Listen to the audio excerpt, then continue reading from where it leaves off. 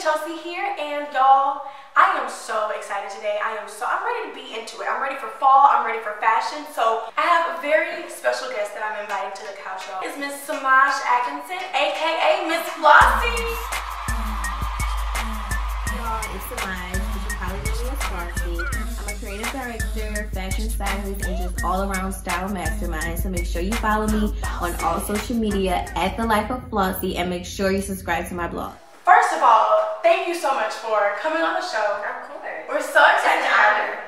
Girl, stop it. So y'all may know her, Life of Flossy, xoxoflossy.com. Her brand is one of those brands that just kind of represents, like, you know, I don't want to use the word sedity because that has a negative connotation, but I love that word, and I think it's prissy, and I think it's, you know, I think it's like high class, you know, I'm very luxurious. I think that's what your brand represents. Is that kind of? Yeah, I get that a lot. I feel like everybody says that. It's not that, it's bougie. Ooh. Or it's like, these are all words I like. I absolutely love it, and you know, it's really a cool brand because, girl, when I'm looking for my photo shoot, that's kind of what I'm going for. You know, before we get into that, let's kind of get to know Miss Flossy. okay, let's do it. Let's take a step back and let's get to know Miss Samaj. Growing up in New Orleans, Louisiana, in the fashion world, can you tell me what life was like? For me, like my family, they weren't into the very glam things or the cultural side of New Orleans, like the spray painted t-shirts, the bamboo earrings. Like,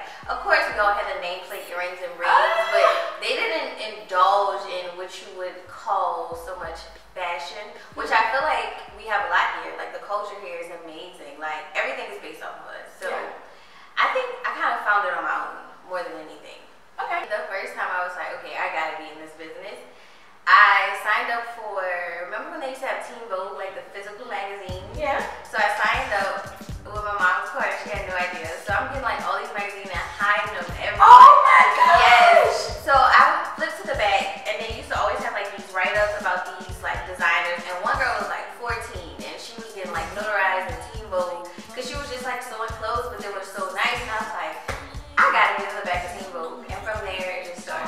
You know what? Let's go into it. Okay. Give us what's some of your favorite looks, your favorite trends?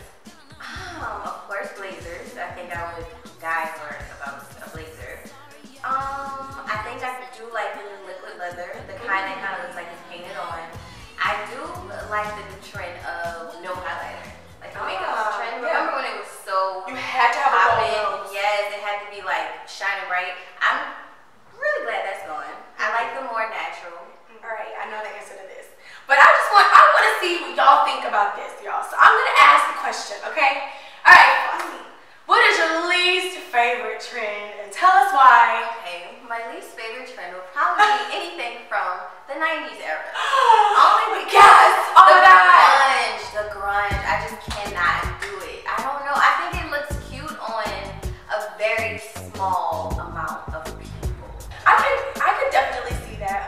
For me, I like a platform, but I don't necessarily want a big chunky. Yeah. Being a small person, I just kind of feel like it makes my feet look bigger than the rest of my body. Yeah. So I agree with you there. Like they weigh you down. They weigh me down. Yeah. Okay, so that was cool. We kind of got to know a little bit more about who you are, the person behind the brand. So let's get into the brand. Let's start talking about, you know, the nitty gritty stuff. So how did you develop this whole thing? We got flossy, upscale, bougie, luxurious, all these adjectives describe your brand. How did you capture that brand essence? Okay, so honestly, I never started out with the goal of being, I don't even think I wanted to be a brand per se. And I also definitely didn't want to be this bougie, luxurious brand that it kind of turned into, because I've always hated that word. And I wanted, when I just started as a blog. So I was just blog posting because I knew that I needed to do something to get me out of my comfort zone because I was very shy. What kind of things were on the blog? It was a lot of fashion posts, a lot of who wore this, who would wear, a lot of this is my outfit, where I got this from, hauls, the flossiest person of the month. It was a lot of that. Ooh. Like when you first started out, you hit the ground running. And Yeah. I was posting every Friday. I had stuff every Monday. It was a whole lot of that, but I did that to just get my feet wet because I knew if I didn't start, I would never even be the I wanted to be. Because for me, when I was younger, I wanted to be a designer. This whole side of styling, I never thought this was a thing. It just kind of evolved, and now I don't really vlog so much. Now I have like a full styling career. Now I'm known as like, oh my god, I hate to say this, but like this micro influencer. Like, it just developed into something, and I think it does so well, and people relate. Like the core audience relates so much because it is me. Like, I'm not being anything else but me. Right. So if this outfit comes across bougie, or if I look like I have it all together, it's not that I do, it's because that's just how I carry myself. Yeah. So I'm never not being true to myself, and I think that's what carries so well to everybody. Well, why would I pay somebody? I love fashion. Why would I pay somebody to tell me what I need to wear in this ambiance, in this room, with this set, y'all? It is so important. Yeah, I think that's a very frequently asked question, because people have, like me, I would be like, why would I hire somebody when I like clothes already and everything? But it's like two parts of it. So when it comes to the wardrobe styling and being on set and creating these concepts, a lot of people have their role and each of them have to be played. I can't tell you what to sit, how to pose. I can't tell you how the light is going to be to hit you. I can't tell you, you know, different things like that. But when I do get on set, it's like, you know how you want to look, but you can't do it. Yeah. So you hire each person to make sure the light hits you right, to make sure your makeup goes with your skin complexion, to make sure your outfit is saying editorial and not everyday. Now when it comes to personal styling, like, hey, it's my birthday, I want to look like this. Some people don't have that eye to see outside of their already made image. So they might think they're giving off, let's say, bossy. That's the most common. I want to look bossy. I just want to That's crazy. I've never gotten dressed and said, this isn't quite bossy enough. Yes, that's like the most used word for my clients. So it's like, what they see as bossy is probably Instagram baddie.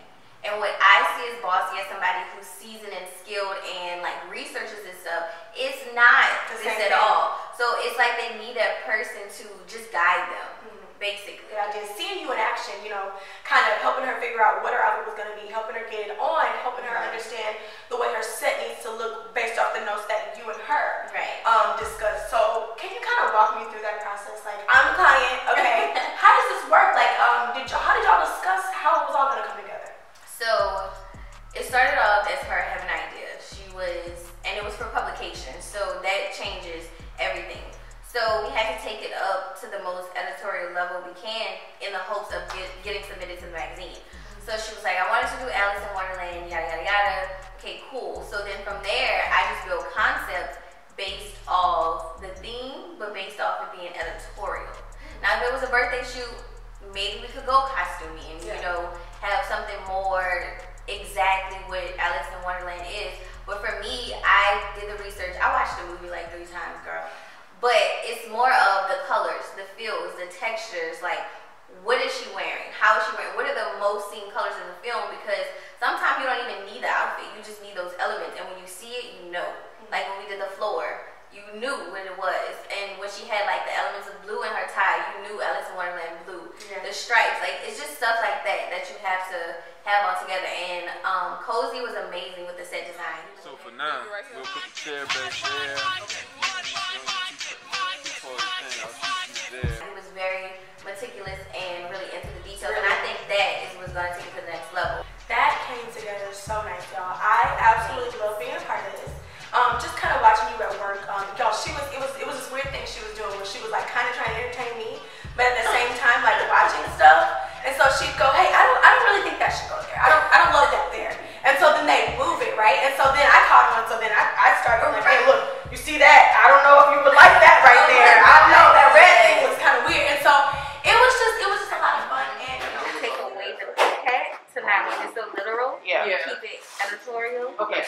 Just take away the hat because this is about to give you everything. Like, y'all, we got to know her background, right? We talked about the brand. We got to know what's going on with the brand. Y'all, please follow her on Instagram if you're looking for outfit inspiration, cute little quirky captions. Y'all, check out the blog.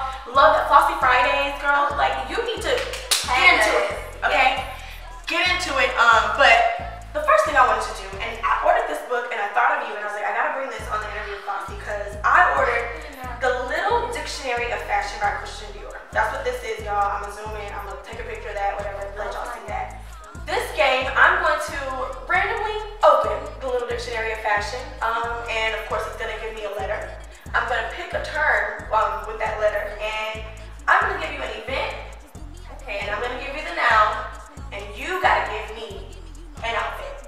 Oh, okay, cool. I need print, color, shoe. We got it. If you know where, if you have an idea of exactly the thing, tell me what store, all of that. But here's the catch. You got about 15 seconds. Oh, okay. You got about 15 seconds to tell me. Okay, let me. We're gonna get your time zone. Ooh, I like this letter. I like this letter.